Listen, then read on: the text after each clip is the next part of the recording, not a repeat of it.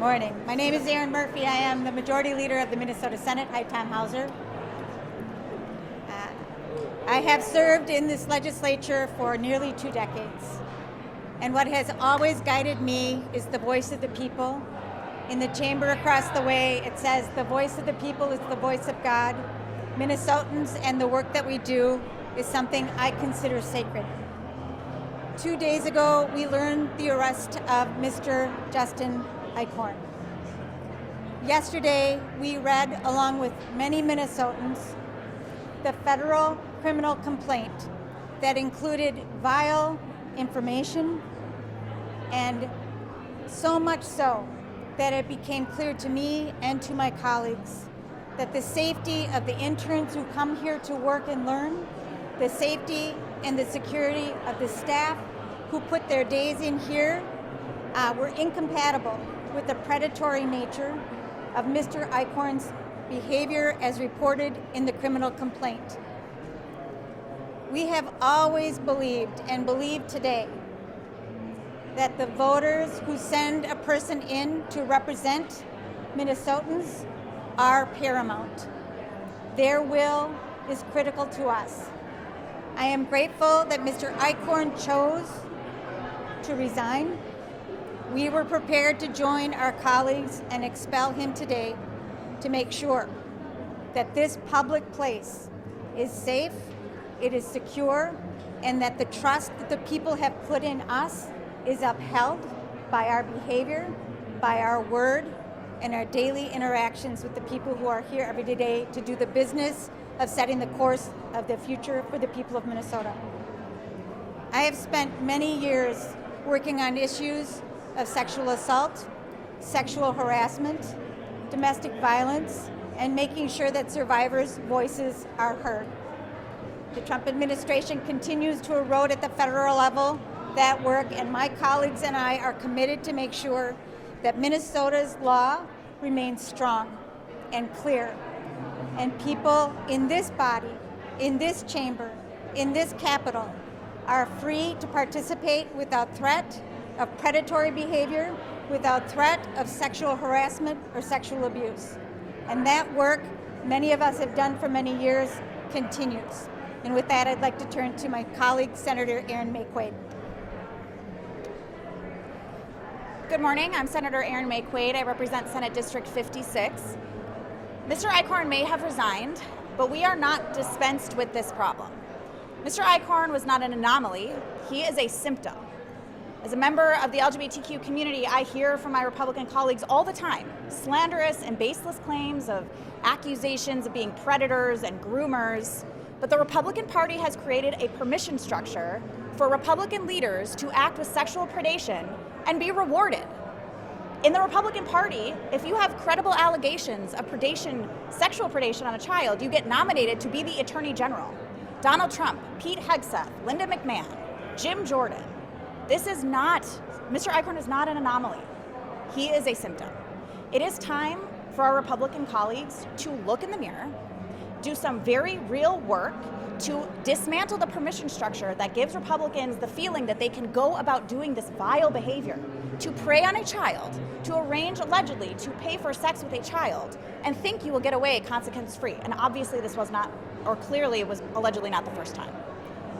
Thank you for being here. This is incredibly harrowing, especially for my colleagues who have teenage daughters, especially for anybody who has sent their daughter to this Capitol to advocate, to lobby, to testify. I can't imagine what's going through their minds. And for the community that has been ripped apart, for the family that has been ripped apart, we need our Republican colleagues to take this seriously. We cannot continue in this way. Thank you. So you are indicting all Republicans for this type of behavior? That seems like a stretch. Say it again, sorry.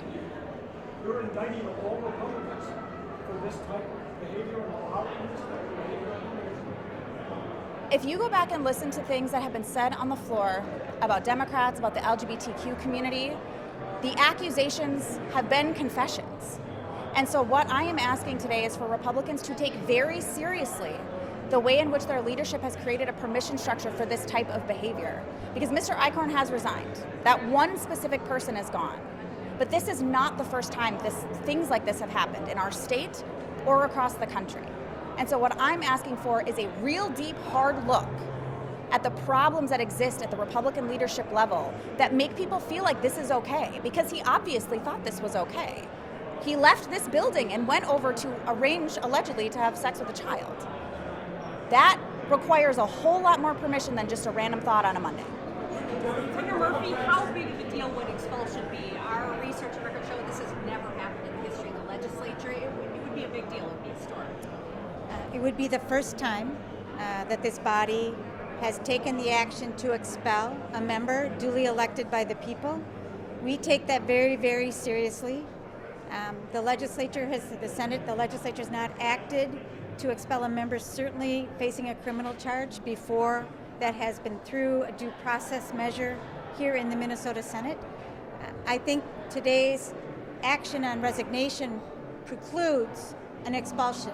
But an expulsion vote would have demonstrated, I think, our shared commitment across this chamber that the predatory behavior of Mr. Eichhorn was incompatible with the service in this body and with public service in public office. So today, Mr. Hauser, maybe this is our first day, but it is a day where Republicans and Democrats came together to recognize the threat of that predatory behavior, and we were ready to act. I'm grateful that Mr. Eichhorn found the courage to make his resignation. Leader Murphy, why not Senator Mitchell? You would call for her resignation. Why are you not resigning? The difference between the dispute with Senator Mitchell and this is night and day. The predatory behavior demonstrated in the criminal complaint by Mr. Eichhorn puts people at risk in this chamber. The interns who work in the Bay, who I spent time with yesterday, to make sure that they knew that we had our eye on them and we were going to make sure that they were safe in this space and in this working place. It is hard to conceive of a way that Mr. Eichhorn could have returned to this Capitol to operate in any way other than putting others at risk. It is a night and day situation, and they're not comparable. Why did it take leadership almost 2 days to call for his resignation? You know, I think that it is important for us to have the facts. It is easy to jump to a conclusion for me. I have learned over many years that it is right to make sure you know what you're facing before you draw a quick conclusion. Fastest is not always best. Knowing is the right way. And as we read the federal complaint yesterday, it became clear to me and to my colleagues that what we were reading about was behavior that is incompatible with public service and not fitting for this institution. Republican colleagues quickly and swiftly called for his resignation. Do you think, at least at the state level, that was the right move? You know, they made their choice. Perhaps they had different information than we had, but it was important for me and for my colleagues to make sure we understood what was in that criminal complaint before we said what we believed, which is he should resign, and he did. And you say it's night and day with Senator Mitchell, but there was a vulnerable adult involved in that situation as well. Explain a little bit more about why it's night and day. It is largely a family situation. She was in, I don't know the details of what she's alleged to do, but she was allegedly in the home of her father to retrieve ashes. It is a family matter. And it will get its day in court. She will have her day in court. She doesn't pose a risk. She doesn't pose a risk to the people who are here. Senator Eichhorn, Mr. Eichhorn, by that nature of what he was doing, would pose a risk to the people here. He will get his due process. He will get his due process in court. Had he not resigned and had been expelled, if you look at our rules, it would demonstrate a level of due process in this body, not one that I think is right. I think it would be right to go to an ethics hearing. I am grateful he resigned. He needed to resign. Did y'all ask Senator Mitchell not to be here? I did not ask Senator Mitchell not to be here. I am not sure why she's absent today. Do you still think she should resign? Her child had a medical appointment today. Thank you. Do you still think she should I still believe that she needs to make that decision. The people that she represents have not asked for her resignation. They have not asked for her recall. She is here doing work She's not participating on our committees right now. But she is a member. She is here to vote, and she will continue. In your long history, is this one of the worst days and worst things you've ever seen in Minnesota politics?